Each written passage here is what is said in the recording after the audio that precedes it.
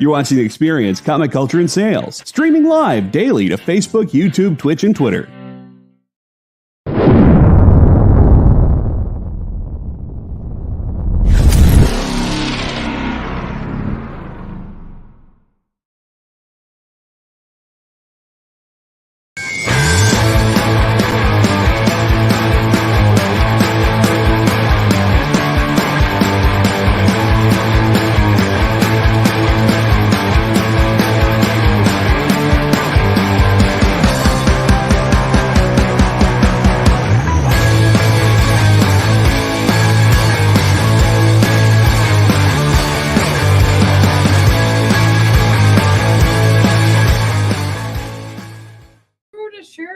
Slow today. Hello, everybody. It's time for Minute to Skim It. Hey, it actually worked out. We got the names in the right order. I'm always messing that up. Where I'm like, I think I got it down. I think about what the mirror imaging is going to be and who's going to be on what side.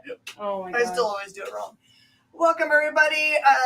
This is our review show for the books that are coming out this week. We promise not to spoil things for you because there is a book that is very spoilery this week. I apologize for all of humanity if some fool on the internet spoiled Void Rivals for you. Just know you should read it anyway. We got goodies all over the board to talk about for this week. It's a good reading week. There's a great many extra thick books for you. So extra reading for your, pleasure. Definitely, this is the show you're going to want to have a piece of paper and a pen so you can write down what books we talk about that you're interested in. Then you can run to the phone, call your local comic shop, and tell them which ones you're interested in. Because I know that for sure at least one of the books that we're showing you this week has been sold out at distribution for more than a week. So there's not a way your LCS can get you another one. If you're not on your sub list for it, you're going to have to show up at the front door. I'm just telling you that now. Oh, gas. Yeah. They gas. We'll go first? Yes, I'm going to go first because it was the last book. On your cover. Huh? There's nakedness on your cover. She's not, though. She's covered. She's wearing something. Yeah, so this was the last book that the guys talked about. So it's going to be my first book because we have vastly different opinions. This is Xeno number 1. Oh, I was so excited for that one. It has... She's covered. No, she is not covered. For purposes of the Facebooks, we will totally get pulled down. Oh no! Which is funny because I think they had shown it too. All right, so it includes 4 different stories in there. The first one, I can't even read my own handwriting. Okay, I know what I'm just gonna do it. Notes fail. Notes fail. Goodness, it was too exciting. I wrote too fast. So the first story is this guy who's been blind his whole life. He gets this experimental new eyes put in by this company that I can't read. Darn it. So he gets the new eyes put in and it's his first time seeing everything. And he's like, oh my gosh, look at all these colors. Look at all this stuff. This is so cool. My wife, why didn't you tell me you were so beautiful? Oh, just enjoying that he can see. And he's looking around. He's like, oh my gosh, what are all these bugs? And it's just ghosty, floaty things throughout all the air. And everybody's like, what bugs? What are you talking about? And they go back to the scientist, and the scientist is like, yeah, you're going to see things that we can't see because these are, such, high tech eyes that you have now. And so they go to bed that first night. And he is awoken because there's a giant creature above him with tentacles coming down onto him and his wife. Okay, so them saying that he can see things that other people can't see. Yeah. Sounds terrifying. I know. And it just, in the background, the whole time, from the very beginning, they're talking about how the last person they did completely went nuts after a month, was just out of his mind. And they thought they had tweaked it to fix it. And so it's just chaos after that because nobody else can see what he's talking about. And he's just like, the aliens and bugs. Ah! They're like, dude, what? There's nothing. He's like, it's coming for you. I see it. Bro, you're crazy. And so, yeah, he just descends into chaos. The second one was during the Cold War kind of thing where it was this new family moves into this neighborhood and this guy was recently, their new neighbor, the neighbor that was already living there, he was recently fired from this government building because he wouldn't let a higher ranking official in because, I'm going to say it the way they said it, it sounded like somebody had a Ruski last name, is what he said. So, yeah, he was very paranoid with all the TV, like hearing about what Russia's doing, what the U.S. is doing. Kind of that Cold War paranoia. And the people next door, and the reason I really liked it is because the people that move in next door have like a whole field of like bunnies in their backyard. They're raising bunnies. And I'm just like, oh, bunnies. Yeah, I love bunnies.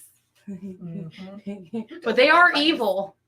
They are evil. Wait, in general, bunnies are evil, or these bunnies are evil? Both. Okay. Bunnies are tasty. They are tasty. Rabbit stews are really good. I am the French, so they are food.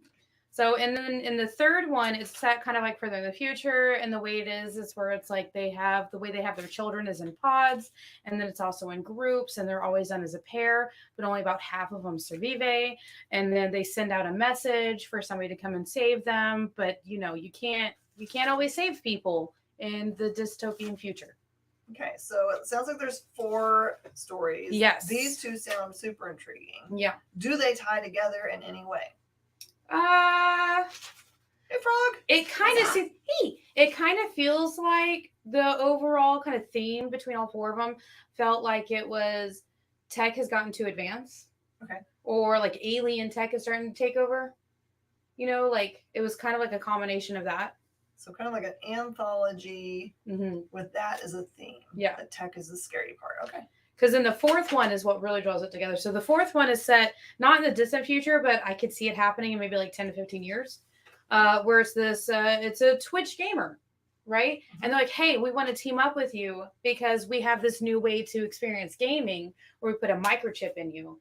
And then, the way you're going to experience our game is based off of the things that, you think about. Okay. And then he can't tell if something, like he was like, man, that gaming was really crazy last night. Wait, is this real? Wait, is this the game? Wait, no. Was that the game? Wait, was that real? Hold on a minute. And then just like, yeah, he can't tell the difference between reality and game. So they went kind of like big. Oni did on kind of like their pitches and excitement for this series. Yeah. When we were at Comics Pro, which is a professional comic book meeting in which most of the publishers show up and kind of like tell you what they are excited about. That's coming up soon. Only the really top stores show up. And so we love hearing from them what their excitement was. I just really like the creepy cover. Oh, I loved it. And it was 4 different art styles too. But if you look on the cover, you can kind of see like alien taking over tech. Where it's like, subscribe and this is confidential content. Do this. And like, that's what I got from the 4 stories in there. Where it's like, yo, tech be taking over hard. Sounds like so. There's a cool. I think it's just a 4-part series that if you liked this, you should go hunt down. It's called Virus. It's a Dark Horse book. I think they did a little movie of it too. They made a movie. I think I have. Yeah. It's like it is a biological entity that takes anything that's mechanical that it can reach and makes whatever it wants of. So Yeah, I was thinking of an IDW book, but I can't remember what it was called.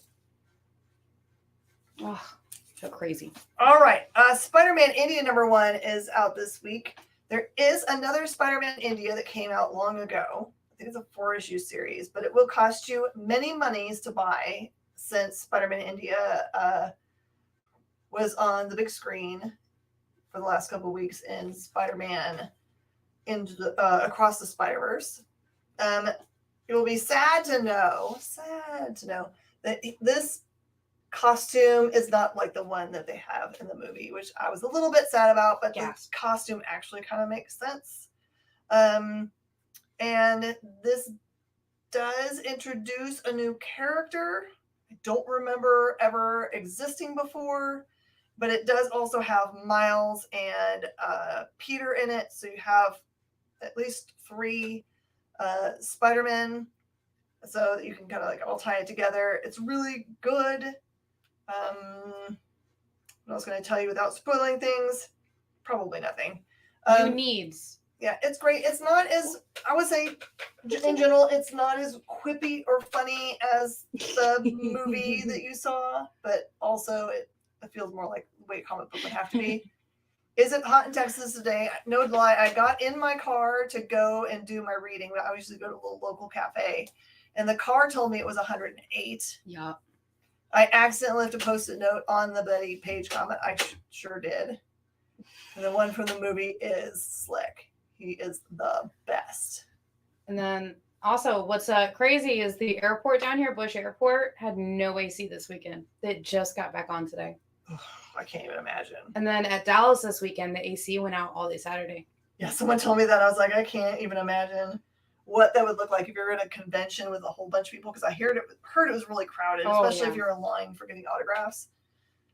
Yeah. Yeah, there was at one point where I was like, my makeup's gonna sweat off. Oh, well. Yeah, you actually had a big old thick coat on and stuff. I did. I had my leather jacket on. Oh. Kenneth's on tonight, and Triple B and Eddie. Welcome, everybody. Yeah, that's what's up. That's what's up. All right, put them out of the misery. Talk about Bettie Page. Yes. Here's Bettie Page. She's covered. I don't know why she's got an outfit on. This is Bettie Page. Completely see-through outfit on. Yeah, but I mean, there's no covering up of her bits. It's like Linsner had the best day ever. You should have seen. There's actually 2 black bag ones, 2 poly bags out there. I know. I saw. So, anyways, this was kind of cool. It feels like it's leading into a mystery. So it opens up with Bettie Page. She's at a photo shoot. She's sick and tired of it. She's been doing it for weeks on end, but she literally has like $30 or $40 left to her name. So she has to keep doing it because she can't afford the like $800 of like breaking contract, right? I understand how. Yeah. It's by Merca. Of course, it's going to be full of the sexualness. But so then like her agent comes in and he's like, guess what? I got you something special. Let's get on a plane. But her assistant's like, dude, we can't break this contract. We don't got no monies. And he's like, I'm gonna take you to Rome. And they're like, no. Well, Bettie Page was super excited. She was like, heck yeah, let's do this. I want to go have pizza. And her secretary is like, contract. And then they go. And they're starting to shoot this movie, and nonstop accidents are happening. Like, it almost is like somebody's trying to sabotage what's going on. Like, she's on a robot elephant, and then it just starts sparking and going crazy and throws her off, but she's caught. A robot elephant. And then she's walking a tightrope, and then all of a sudden it just snaps. And so, like, these things are going on. And her assistant and her agent are kind of like, I don't know about this, man. I don't know. So, yeah, it's kind of leading into a mystery of like, bro, stop trying to kill Bettie Page. No.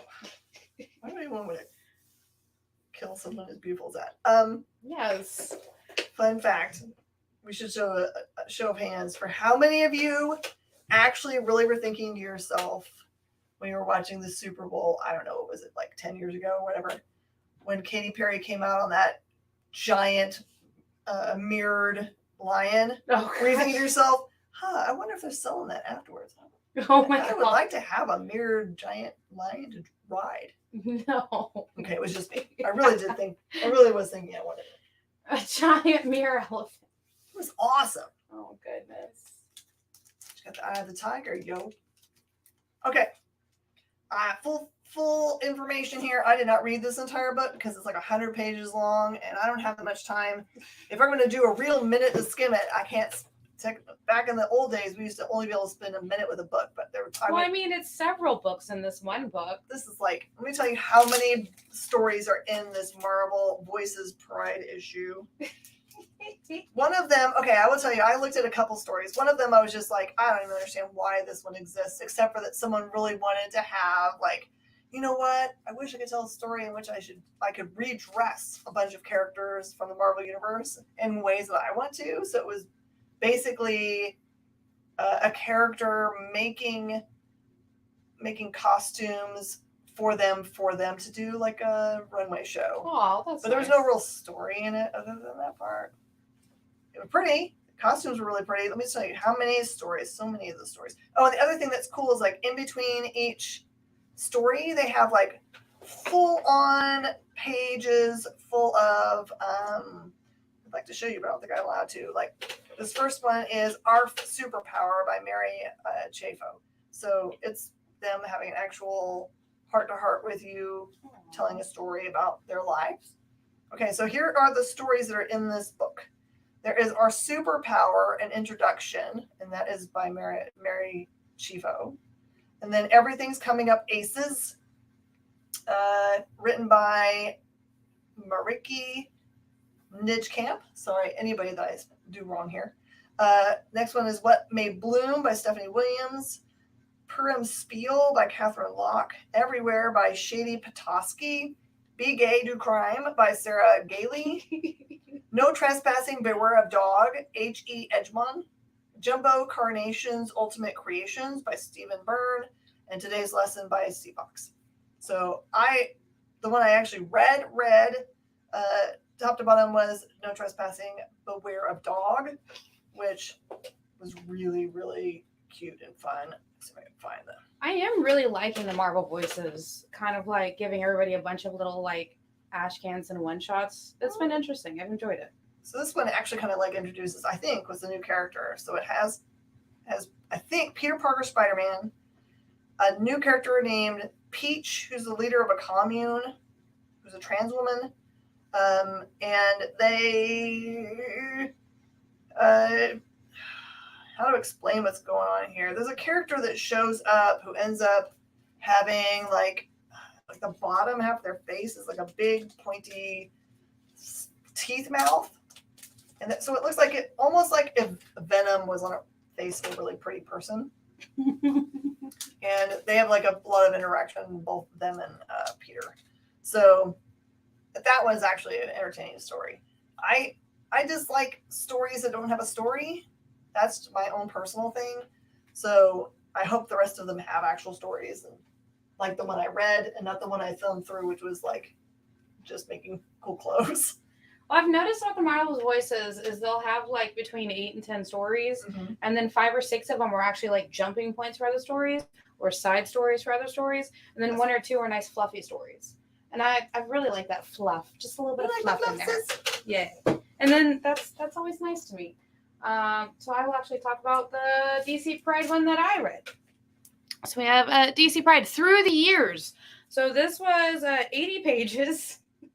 And I actually read it all. I read it all. Oh, goodness. I don't know how. Scott. Yes, Alan Scott. So there was 4 stories in this one. The first one was Flash, Wally West, and the Pied Piper. Well, actually, so the Pied Piper is just getting out of the bad guy gang that he was in. And that was the older story that they had. And so Wally West and then Superman have to team up to do something, and I can't say anything else because it'll spoil it. And there's a bad guy. Frog got it. Jerry, I got it. A story about nothing. And then, so like they're trying to beat this one guy, but this one guy Superman's weakness is magic. We all know that, right? We all know that. That's a thing we all know. Well, now we all know. I thought it was No Yellow Sun, but okay.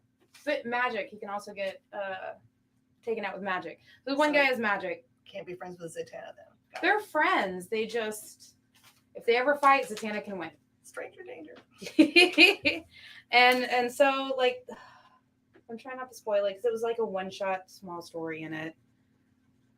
It was actually nice. It was good to see. Sometimes Superman can't just come in and fix everything, and then the dude actually kidnapped Jimmy. And he's like, no, Jimmy. And it's just like, oh my goodness. Like it felt like a really classic 60s story. All right. You got to tell me, give me some kind of like, some tease.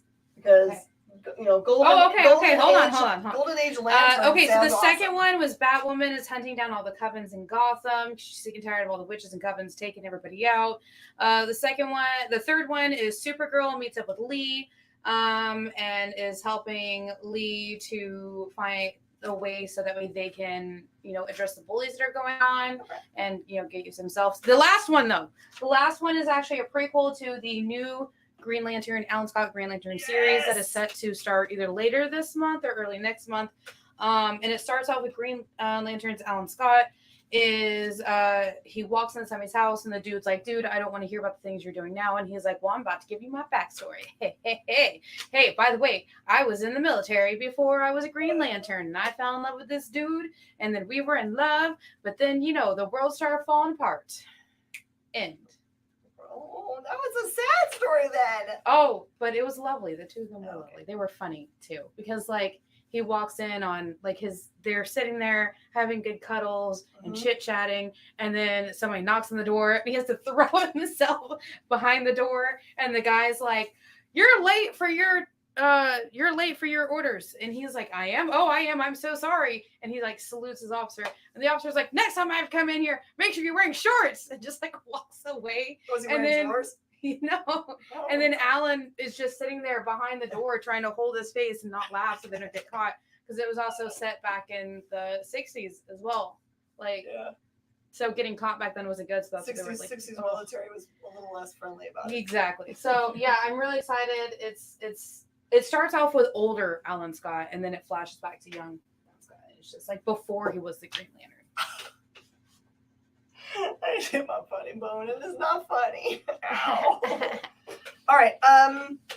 You guys might be like a great many other people that I know, that when they split the Captain America stories into the Sentinel of Liberty and I can't remember what they called the other subtitle, when they put Steve in one book and Sam in the other, and their stories kind of hit back into each other, but I don't think anyone was really inspired by what was going on. So I'm going to get you caught up.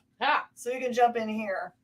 So what's been happening is that they almost came to blows because there's been a breach between them and Dimension Z. I don't know if you remember Dimension Z. It's where you find werewolves, that kind of stuff. That's where the White Wolf comes from. And also it turns out that Arnim Zola somehow at some point, I think, has made a powerful throne that if you sit in it kind of feels like it corrupts you. Remember, Zola hasn't been a corporeal built being for a long time. It's been a digital fellow. So this is all about both Carters. So you've got Sharon and you've got I don't know why, Peggy. You've got Black Widow, Bucky, and you've got Misty Knight, all finding themselves being drawn to go over into Dimension Z. And what looks like right before you get to this issue, when they have them in their two separate comic books, it looks like they're gonna really not be able to be friends ever again. Sam and Steve have irreconcilable problems about this specific thing, because what's happened is that, spoiler alert, Steve has a son, but it's not his genetic son. It's somebody that Zola genetically created. Clone. But that is the son of Steve. And there is a whole bunch in the story that's amazing because it was so well written. If you basically, I gleaned all that. I didn't need to go back and read the last year's worth of books. And the story, the way that there's a bunch of misleads and people that you think have a specific agenda are actually working toward a different agenda, and you end up with a really awesome ending, and definitely a new form of a character. So if you like first appearances and you like big kind of wrap-ups, because after this Captain America issue, I think, is the new writer comes on, and I'm sure it takes off from there. So this is a good place to get yourself back to what's going on, and just know they did not break the Captain America universe. They were just still in a storyline that needed to have all those things in place in order to have this part make sense. Okay, let's talk about a book that doesn't make sense. It does make sense if you like dongs. Albie's not here to say it correctly for me, so there you go. There's the book. The giant. That's Kokju. It's Kokju. Let's call it. Instead of kaiju, it's a Kokju, and yes, it means exactly what you think it means. This is issue number 3. It's the last issue. The story is finally over. I don't know why I had to continue reading it. The first time I picked up number 1, I didn't even understand what I was reading. And then number 2 just made it even worse. And now number 3 is over and wraps it up. And I'm still very confused. So we have our giant monster, right? We have our giant monster on the front of the first 2 who's just going around and banging every building because he can't, relieve himself. And then also he's having diarrhea all over the city. That's just more monsters. And because he's doing all this, he's also, while he's doing his building time, he's releasing a pheromone that's making everybody in the city also do their own time. And while there's this one couple, they were just sitting there doing their time against the wall, and she just pulls out guns so that way she can try and shoot monsters. And it's okay, so we finally have the giant mech suit from the one dude. Like, we're gonna take him out with this giant mech suit. It doesn't work. No. He has to do something else to make the monster sleepy. I think there's a good erectile joke here. I just can't come up with it. You guys help me. Oh, it's gotta goodness. be one. Said number 1 and number 2 are absurd, but you've taken this series as a political allegory. There you go. You do need to read number 3 because I need. Okay, so the writers actually show up in the story at one point, of course, and break the fourth wall. They're just like, it like, oh god. I mean, it sounds like an awesome series, right? You only need to buy 3 books to just feel absurd. It was absolutely absurd. This one, I did not see. I should have seen that coming. Mm-hmm. It should have been predictable, but I didn't. What they did instead, I didn't see coming. Do you remember that book a long time ago that I reviewed? That it was literally like a shark octopus and a bear something, and the entire point of the book was them doing it. Yeah. I was just like, I don't know what I'm reading at all. That's how I felt about this. He was just like, oh, building. Oh, look, a subway. Let me put this in everything. Why was it barbed? I'm not even kidding. It had giant barbs. To the pain. Oh my goodness. So anyway. It's over. That's the last issue. Yeah, thank you, Dugan, for messing with our brains. Pretty good. All right, this one was a heck of a lot of fun. This is Death Drop Drag Assassin. Oh, it is exactly what you think. It's totally what you think. It turns out that this character, who is of course a drag queen, you meet them because they're getting ready to go in and do their show, and some jerks are outside of this club beating on this kid, so they don't take that kindly and they beat him. But they get chastised by the the lead queen that runs the place, because I guess that there's this character has some kind of special unknown power. I don't think we really see it. I don't know if it's just because they're super well trained. Maybe they're a super secret spy on top of, being great on the stage. So my only thing I will say about the series is that the art style felt a little loose to me. Like it wasn't quite finished, or it was done on a digital pad and they didn't quite connect the lines. But I mean, it's comic art and it looks fine. No, it's not even really that bad. It's just, when you're used to specific styles and there's something a little bit different, I don't want to dunk on it because it's a good book. But you might, if you're annoyed by little tiny things like that, then sorry. Okay, well, let's talk about something that has the art style that I've never seen in a comic before. Don't Spit in the Wind #3. Everybody knows how much I am loving this series and Hunt, Kill, Repeat from Mad Cave. They're both brilliant. Also, I think everybody at this point has also seen my coffee review, because when the first one came out, it had coffee with it. And I'm very mad on why I don't have more. Mad Cave. Madcade. I met Just with send Comics on Coffee this weekend, and I asked them about it, and they said they were waiting on an email from you. So, get to it, please. I need more of this coffee. It's also about coffee because they turn all the toxic waste on Earth into coffee for everybody to drink, and they sounds do. like heaven. It is. It's except for it's not, because you see this giant monster. Mm-hmm. That's the nice one. That's the nice one. Okay, so And it still eats people. Do you use your coffee powers for staying awake all the time so you can avoid them, or what? Yeah, they kind of have to. Okay. But there's so picking up from number 2, most of our dudes from the first 2 are dead.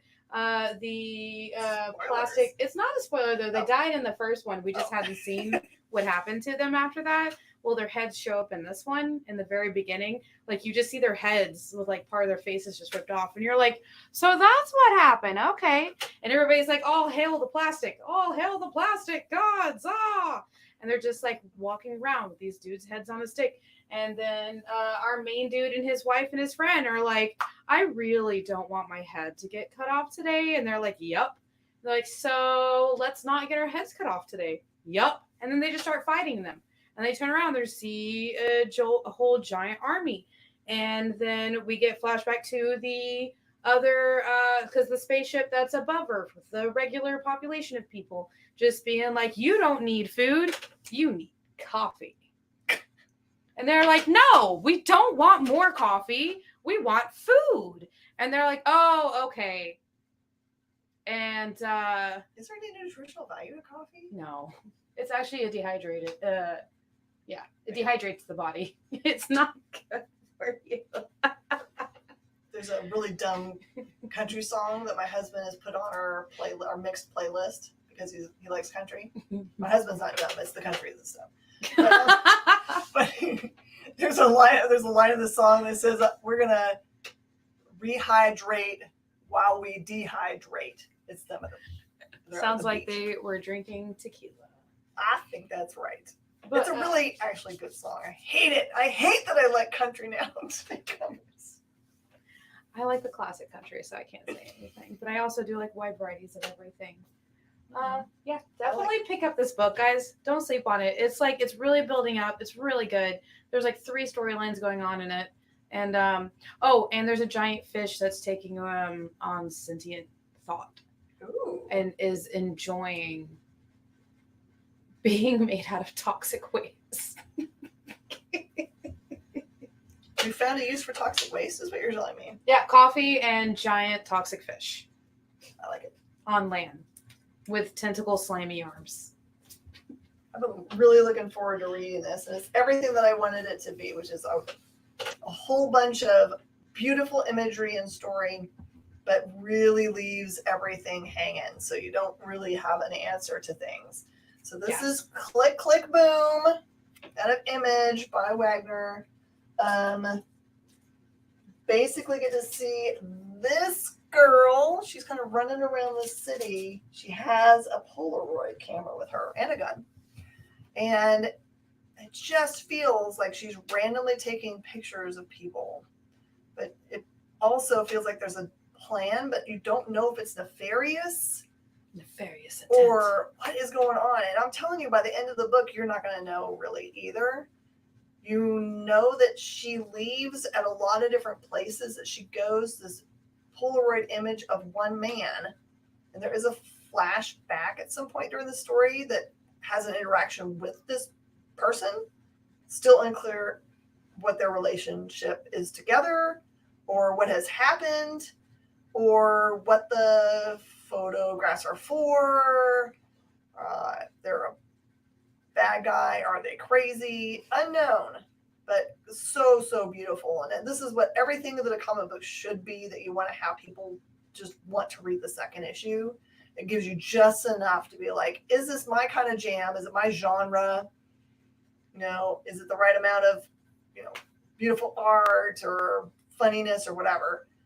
It gives you just enough to know that. So if you either definitely pull it on your pull box, or you're like, okay, well, this is a good ride for number 1. Thanks a lot. I'm getting off the ride. For me, I'm definitely going to have to read number 2 to see where in the world we're going. It's definitely worth the entry point of just buying a cool book. Nice. This was probably the prettiest book I read all week. of all these books, this was the prettiest. So it feels like a watercolor with ink to it. Oh my God, it was so beautiful. So this is Haunt You to the End. Edward, that would make you very happy because there's actually more to it. But since I don't see you, I'm not going to say the whole bloody title. Thank you. All right, so this is set a good 50 to 100 years from now, where the environment has just there's no turning back. The greenhouse effect has just killed us pretty much, and so the storms are getting worse. The air pollution is like 1,000 times worse. People can barely breathe outside. You have to have a suit. Also, a lot of cities and towns and stuff like that are like coastal or just like wiped out because the ocean rise. And yeah, so it's not good. And it actually starts off where it's like somebody has like that old like VCR where it's got like the fuzz like look to it, and people in their suits, and they happen to find the Hollywood Walk of Fame, right? And like, hey, look at this, we found a souvenir, and it's Vincent Price's star. Love Vincent Price, Godfather of Horror, amazing. Anyways, so then they go into this theater and they're like, oh my gosh, look at all these cool things, and then the door swings open, and then there's nothing left of that. That whole crew is gone now. And then we flash over to this other dude who has the Vincent star in his room. And then he's also got all these other like old school collectibles that they called it. And he's putting together a team to go and try and go to the quote unquote last haunted house on Earth. So that way they can try and figure out, is there actual hauntings and monsters amongst all of the, planet being 150 to 200 degrees? Like, yeah. And it's gorgeous. I actually read through it twice because it's not a whole lot of words. It's actually a lot of like picture, like visions is what it is. And the second time reading it through, I was catching little things in each panel, and I'm like, oh, is that a thing? Wait. Is that a thing? Is it a thing? So yeah. You've got this art by Andrea Moody, who you might recognize their work from other companies. I'm kind of thinking that they're Andrea stuff. Source Point or Scout, I think. It's beautiful. It's beautiful. I really like the kind of like watercolors with the ink on it. It's gorgeous. I swore I was going to remember all these people's names, but I don't think I'm going to be able to do it. That's why I have notes. All right, I think this girl's name is Sarah. That's Cass. And this one's got some kind of crazy like death blade or something. death something. That is the barbarian. Sarah is what appears. Oh, thank you, Dreadheart. I knew it was something. Good enough. Thank you, I appreciate it. And this one is from the same universe as Barbaric, which you remember also as a barbarian with a speaking axe, who talks a lot. This sword speaks some, not as much. They focused more in on the women that are part of the storyline and less on the sword itself, which is appealing to me because there's only so many times you could hear a smack talking weapon. Yo, I don't think I could ever get over that. I mean, between Welling Blade, like, no. and honestly, it feels, I mean, they're all on this big, like if you like D&D kind of adventure kind of stuff, it's kind of the way it feels like they're on it. They got to go and do specific things. They're on a quest, but it's very character driven. So it doesn't feel like, oh my gosh, my best friend's going to sit there and tell me about what they did in their D&D campaign last night. And I wasn't there. This is boring. It doesn't feel like that at all. The story isn't as much about the barbarian and the sword. It's mostly about, honestly, this character right here. It has a lot of nudity to it. So just be aware that it has that in there. Yes. It's mostly about that character figuring out their past in relation to magic. Like I said, it feels like in this world, magic is learned, not born with, and maybe this character has something else. Commodity, like it's bipolar. All right, we got 20 minutes. I still got like 4 or 5 books. There it is. Okay, so this is My Little Pony One Shot Best of Rainbow Dash. It is 4 issues in this, but it's 3 stories. Okay, and it's thick. It was a good like another 80-page book. How did I end up with so many big books? You picked the books. I know. I didn't do don't know nothing. how I did that. All right. So the first story is a story about Rainbow Dash and Big Macintosh, who are training. So it starts off with Rainbow Dash is actually doing a training for a race with her cart, but she doesn't have a cart. So Big Macintosh lets her borrow his cart, and we all know he doesn't talk. And he happens to run into Silver Strike, which is his old friend from his school days. And they actually, they went to farm school or farm university. Anyways. And that's actually a big thing there. Like Big Macintosh is a college degree for farming. And it's funny because he never talks. So you don't know anything. And Spike actually has to interpret his yups and nopes into this full complicated story of back when he was in school with Silver, that they got into this kind of they were best friends. That was his only friend that could understand him. And then his Silver really liked doing races with the carts and stuff. So Big Macintosh did it so he could do something with his friend. Ended up being better than him. And then Silver got angry. And so they stopped being friends. And now all these years later, at the same time, there's this guy who stole this one pony who stole this golden medallion from the museum from the dragons and hid it in a cart. And as soon as they pass into Yak Yak Land, then nobody's going to be able to go in there because it's too cold for. Correction. We have a customer who's a bigger fan. But yeah, encyclopedic knowledge. I'm close. I know all the knowledge. Ow, what is wrong with me? You're right on the corner, Mission. All right, so so they're trying to, and Rainbow Dash isn't stopping because she's really into racing. So that's the first story. The second story is Rainbow Dash and Trixie. So Trixie gets accidentally became queen of the Diamond Dogs because she had a chest full of diamonds and jewels that she actually accidentally knocked over and was super sad and fell in mud because that's Trixie's luck. She has the worst luck. But she's so mean to everybody that sometimes she deserves it. But this, she didn't. So the Diamond Dogs take her, make her queen, and they put on this crown. And now she can't leave the castle because it's technically a leash where she can never leave the castle. And so she sends an invitation to Rainbow Dash to come to a celebration of her becoming queen. And she's like, okay, everybody get out so we can plan my celebration. Rainbow Dash, you're gonna get me out of here. I don't know how to get out of here. Help me. I want out of here. They don't, all they do is give me mud all the time. I need carrots and hay. Help me. And you're just like, oh my gosh. She's like, some pony must help you, I guess. Whatever. I guess it's some pony me. And then, it's hysterical on how they have to figure out how to get out of there. The last one is actually about Soren.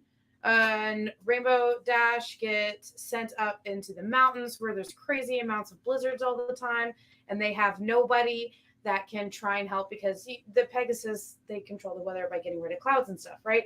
This is such bad weather. No Pegasi can get up there to try and calm it down. And so Rainbow Dash is trying to help her friend Soren to do hey, let's figure out how to get around this mountain. Stop hitting the mountain. I can't help it. The wind threw me into it. And then just getting to see Derpy Horse, as the male, the snail male is what they call it because Derpy always gets lost. Being the only one that can navigate through this blizzard is just, it's great.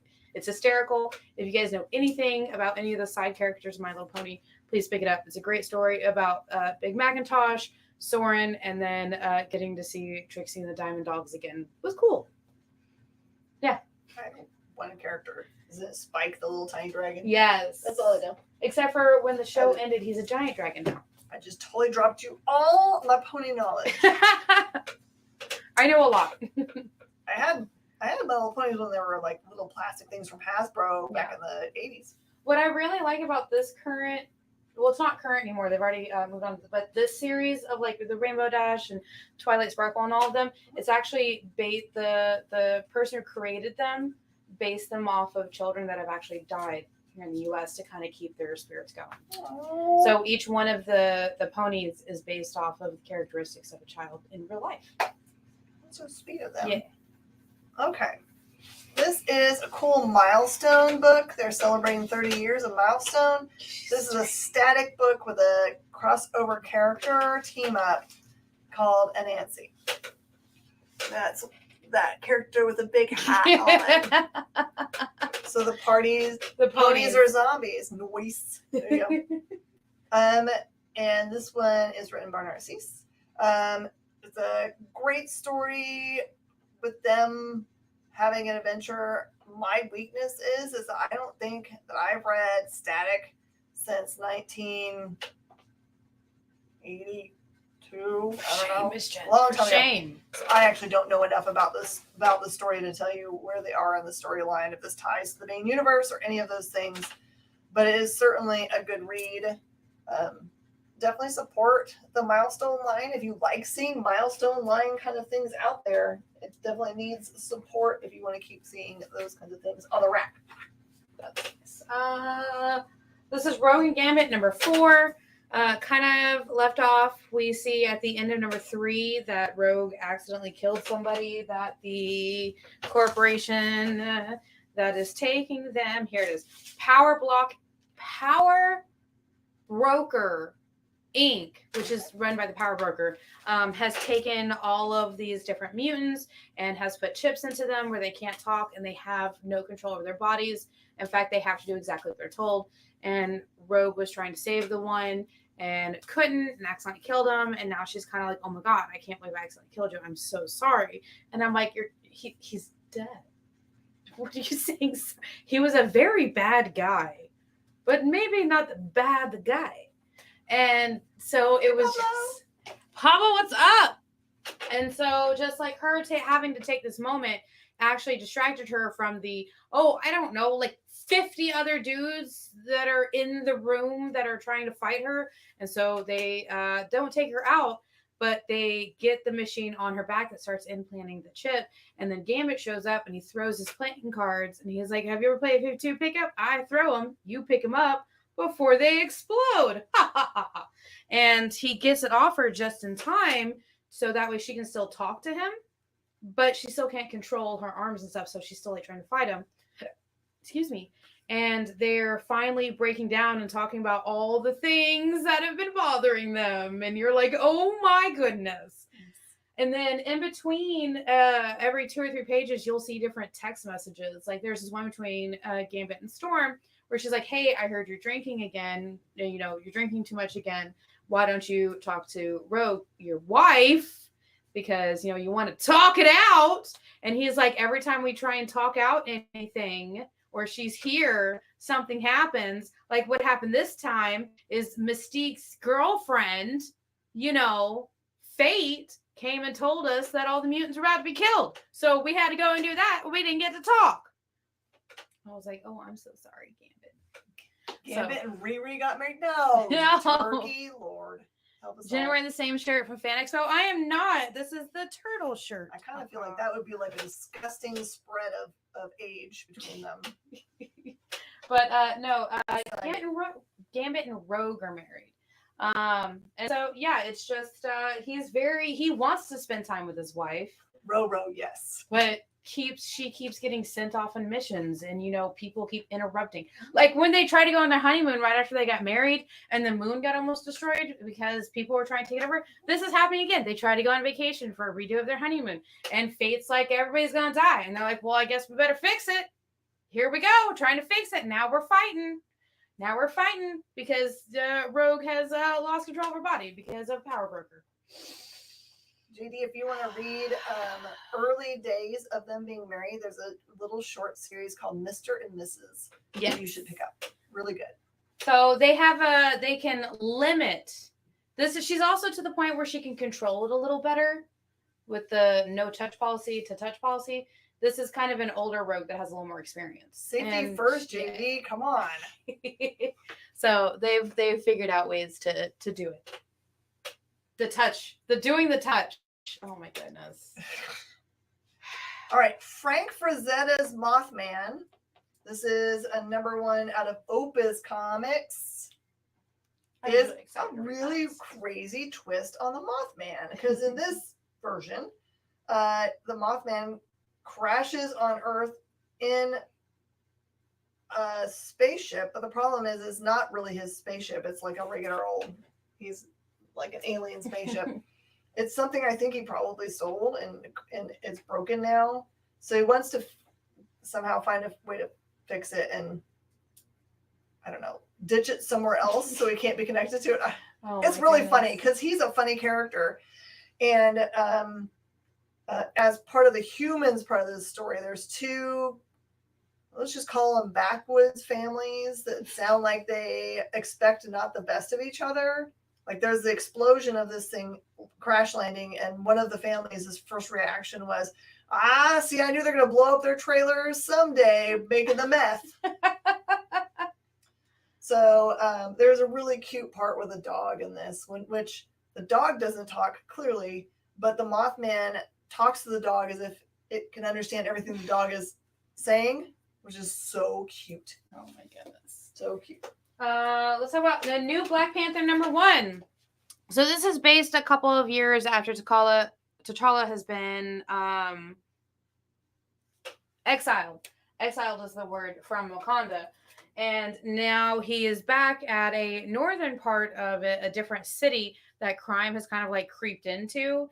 And he is like, oh no, my poor city, I am here to help you. I have learned throughout all this time that I, have not been the best king all the time. So now I'm back and I want to help my city to let them know that the Black Panther not just protects the world, but is a thing for them. And there's a whole crime like organization, syndicate, whichever the word you want to use, that's going on. And he goes and he sees this lawyer who is actually the son of the advisor to his father and grandfather, who the two of them were actually little kids friends. And the first thing the lawyer says is like, oh, you do know if the royal family catches you dressed up as Black Panther, they're going to sue you. And then he takes off his mask and the lawyer dude's like, I'm so sorry, Viking. I'm so like, oh, no suing for you. Okay. What can I help you with, Mr. kind of exiled king, sir? And you're just like, oh my God. And then T'Challa's just like, oh, I owe you a new teapot. You should just dropped it and broke it because of me. And he's like, no, it's all you've been in my family for 6 generations. Sounds like they're not really that mad at him. No. And he's like, I keep wanting to offer you tea, but I dropped it and broke it. I'm so sorry. And he's like, dude, it's okay. Tell me about this crime syndicate going on. And there's a knock at the door and he's like, oh, my debt collectors. And T'Challa's like, I'll be back. It was supposed to be serious, but I found the whole interaction funny. All right, we got tiny amounts of time. I'm not going to really tell you too much about this. So Void Rivals is the big book of the week out of Skybound. I'm not going to tell you anything about it other than to tell you the beginning part of the premise is that there is a crash landing of a character. You get to see them right after the crash land. It's kind of a theme of crash landing ships right now, but on some unknown planet. I have no idea where he's crash landed. It is a race that he calls himself that I don't recognize, and they basically has like a little computer that fits in the palm of his hand, who basically consults and says, is this fixable? And they're like, absolutely not. You're stuck here. Ooh. Sucks to be you. Like the Ood from Doctor Who. He was like, well, at least I haven't crash landed on this planet with the person I was fighting against. My sworn enemy, pick another name. Of course, that other being is, of course, on the same planet. So the most of the book is about their interaction and how, are they going to be able to put aside the fact that they should just try to kill each other. Reminds me of Half Black, Half White Species episode of Star Trek. Yep. Yeah. Yep, kind of like that. And then there's a huge twist that happens in the book. They twist. So I try not to have it spoiled for you. Try to read it and just enjoy what happens in the book. You'll be much happier. And I just hate that the internet feels like it has to race toward telling you everything about something even before it comes out. It just makes me so irritated. Why can't we just enjoy a thing? Okay, well, this we can't enjoy, and I'll tell you why. This is Grimm Spotlight's Lovecraft Legacy, and I did enjoy it. But the reason I enjoyed it is because I'm reading all the other Zenescope books. This says it's a one-shot. It is not a one-shot. If you have not read the 6 or 7 other Zenescope books that have come out before this, you will not understand what's going on. So they're building up a world right now of Cthulhu returning because he's an alien. That sounds terrifying for their universe. Oh, yeah, it is. So we have our lovely Death. Karis is here. Keres. Karis, also known as Death. And she is bringing over her new sidekick. And she's like, you have powers. And Sidekick's like, no, I don't. And then they go over to meet the descendant of Lovecraft. And he's having these dreams. And he's drawing his dreams. And guess what? They're real. Because Lovecraft was actually having visions instead of, making up things. One shotgun. I know. And so,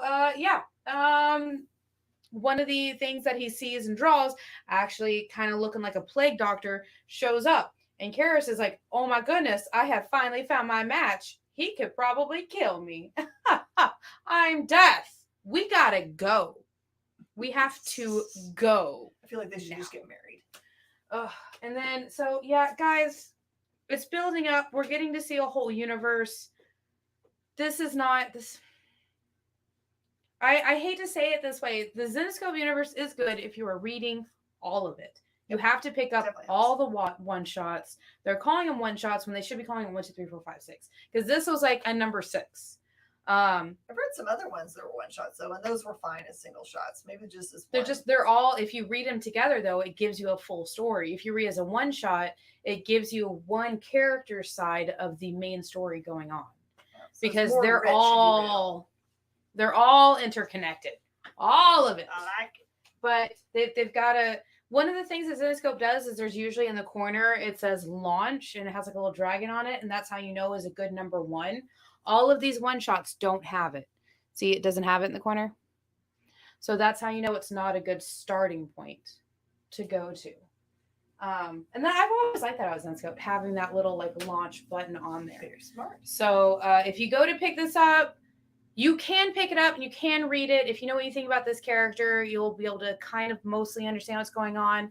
But like I said, they're building up this big multiverse story going on. So all these shots actually go together. Yeah, I think that's all my books. Is that all your books? Yep. That's all the books. You're usually the person that gets to do all this fun part. So We have done all of the books, guys. And I've been Jenna. And that's been Miss Jen. We got it right for New York. It's crazy. This has been Minute to Skim It. And we'll see you next time, I think. Bye.